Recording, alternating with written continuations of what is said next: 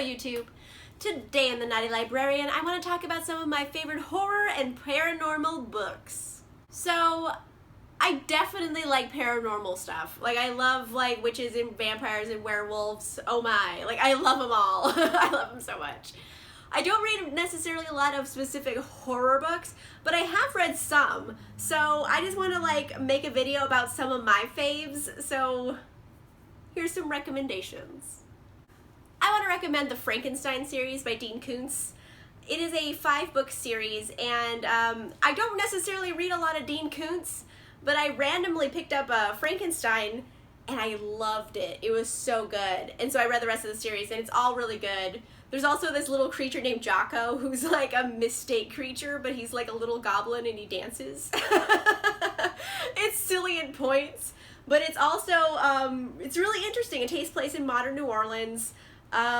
Frankenstein, the doctor, has kind of made himself immortal in a way, and he tries to make like a master race of humans, and it's interesting. It goes beyond just a regular Frankenstein creature, and yeah, it's really good. I really like it. I recommend.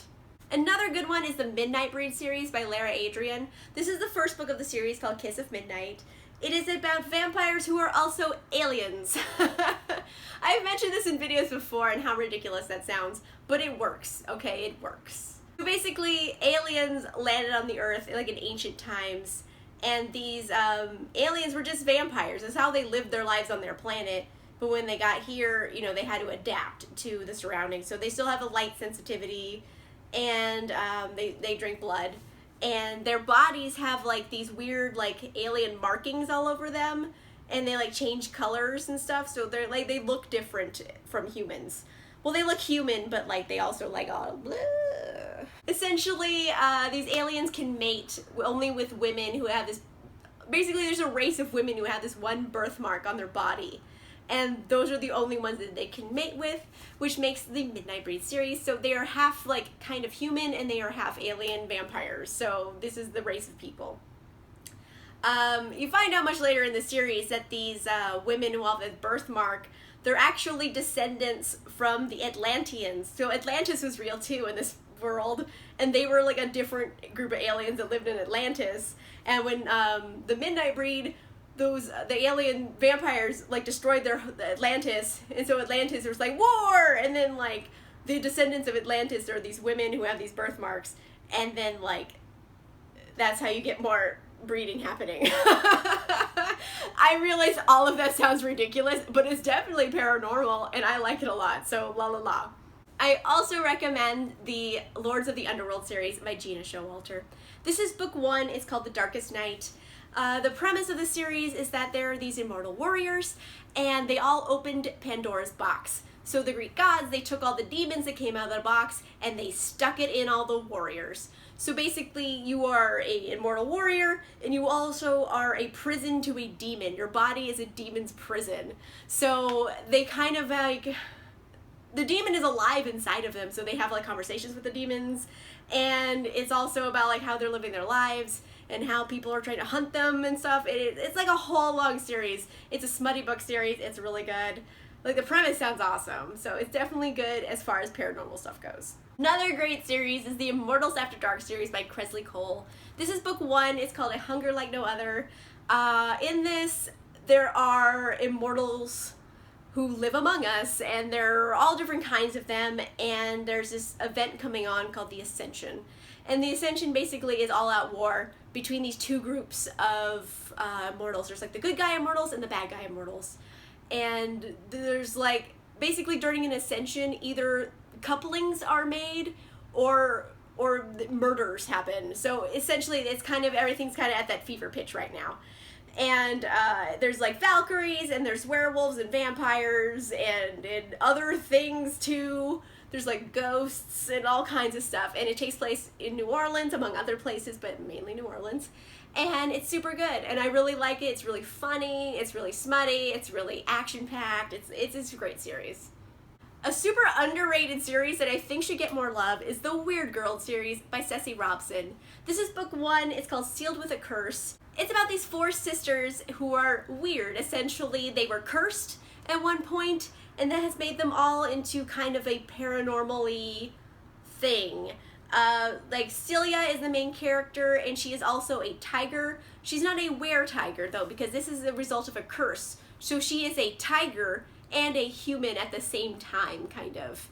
And there's also werewolves in this, and there's vampires, and I freaking love the vampires. They are so funny. There's like a gang of like naughty Catholic schoolgirl vampires who are just ridiculous. But it's a really hilarious series. Like, honestly, this is one of the funniest like series of books I've ever read, and it's also really heartfelt, and it got me in all the feels. It has a bit of smut in it, and it's just really good. Like, I can't recommend this enough. It's great if you like urban fantasy. This also has a lot of paranormal creatures in it, so definitely recommend.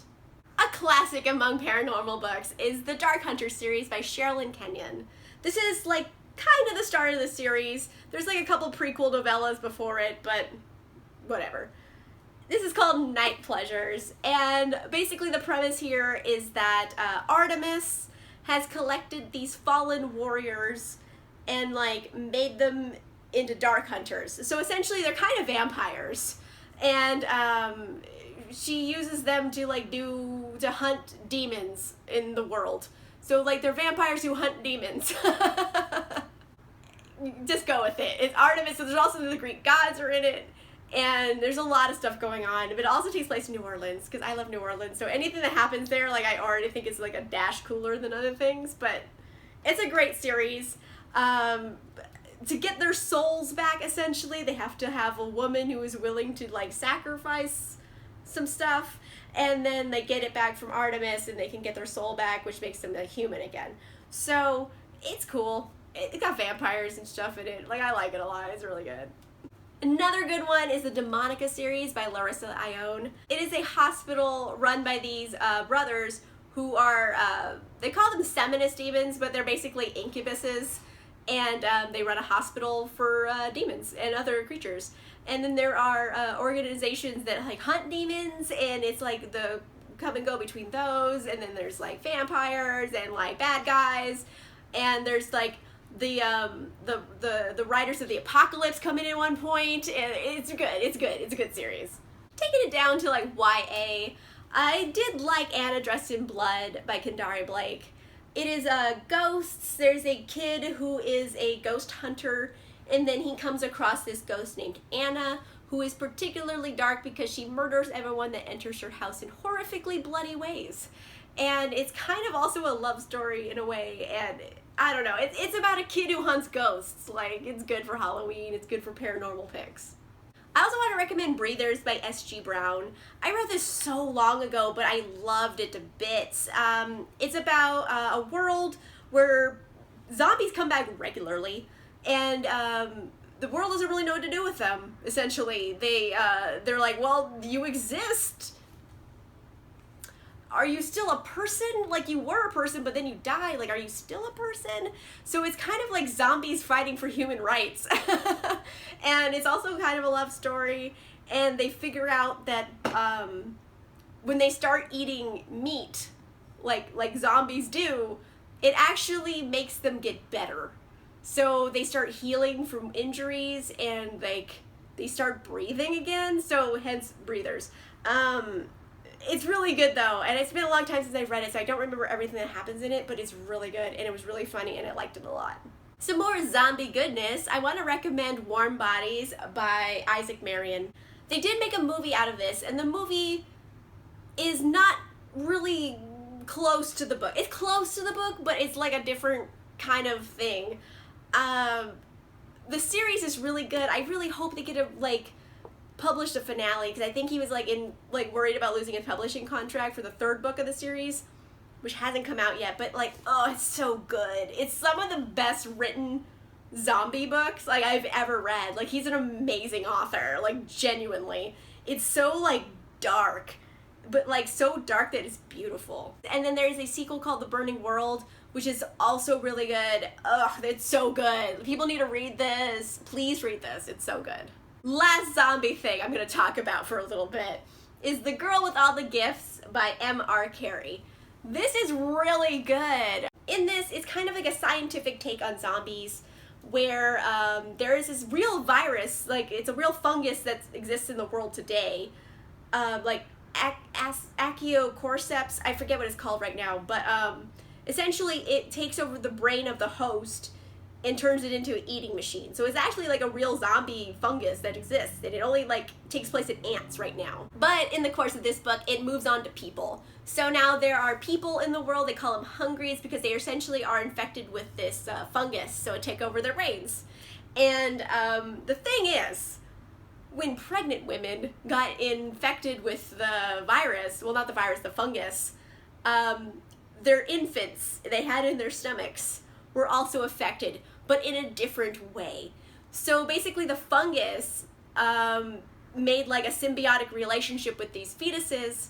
So now these are children who are growing and changing and growing into adults, but also have this fungus living inside them, and it acts in a way where it basically makes them into geniuses, and they're super strong and fast and smart and like all these other things. So it's like a weird symbiotic relationship. And in the story, we follow like a 10-year-old girl named Melanie, and she is in like a school with these kids, and you quickly realize there's something off about this school because basically they're like tied down to chairs all day, and it's like a government-run facility where they're studying these kids. And it's really, really good though, especially because it's told from the perspective of like 10-year-old kid who's a zombie. Like, it's so good. You could read it please. Another great paranormal series, also by Kresley Cole, is the Arcana Chronicles. This is book 1. It's called Poison Princess. In this, it's a post-apocalyptic world. Basically, there's a giant solar flare that like released all this like radioactive energy on the planet, and it like scorched the earth. And anyone who wasn't killed outright in the flare was exposed to so much radiation that they became like creatures who like hunt for water.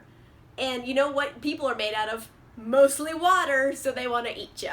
But in this world, there's these like kids and young adults and adults who are all basically the personification of one of the major arcana from like tarot cards. And essentially this happens every so often in the history of the world, the earth.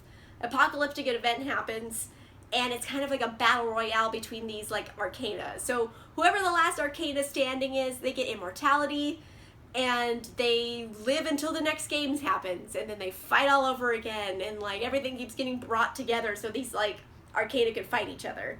So very good, very spooky. There's zombies in it still. So the last book wasn't the last zombie thing. This is the last zombie thing. Because this is a series that does not get enough play, and it's really good. I love it so much. I wish more people read this. Another good horror pick is the Monstermologist series by Rick Yancey. This is book 1. It's called The Monstermologist. It is about a guy who studies monsters, and then when monsters get out of hand, he has to go hunt them down and kill them. Our protagonist is the intrepid Will Henry. He's a 12-year-old boy and long-suffering assistant to the Monstermologist. And this one in particular, they're hunting these creatures who like eviscerate people like on the reg. So they're very gory and violent. I know in later books in this series they get into like wendigos and like other creatures and stuff, and it's good. They're monster hunters. They hunt monsters and they kill them and study them and stuff. So excellent. It's excellent if you want something stabby and funny and good. These last 2 books on my list I haven't read yet, but I bought them specifically because they were horror books. So I have The Ravenous and I have The Women in the Walls, both by Amy Lukavics. The Ravenous is really cool because it's kind of, you know, I said I was done with zombies. I'm not done with zombies. It's about this like messed up family, and then the youngest sister dies and then comes back, and they realize, oh, you need to eat human meat. So I think her sisters bring her human meat to eat, so there's that. Women in the Walls, I think it's about ghosts in particular, but it's also about madness because it's about like these lonely these 2 girls who are cousins, and they're lonely and they live in this old decrepit house, and the aunt dies, and the one cousin she's like, I keep hearing her voices coming from the walls, and this cousin's slowly going insane. And then eventually the other cousin starts hearing the voices too. So it's kind of psychological, maybe terror, ghosts, madness, insanity. These are both spooky books and I want to read them. I bought them specifically because I don't read enough horror books. So I got 2 of them. Horrific delights. So these are a few of my favorite paranormal and horror books. I could have probably listed more, but these are the ones that I thought of immediately. So let me know in the comments down below if I missed your favorite horror book. Let me know why it's great, why it's scary, why I should read it down in the comments below. If you like this video, make sure you give it a like. If you want to see more videos, make sure you subscribe. And I will see you guys soon. Bye.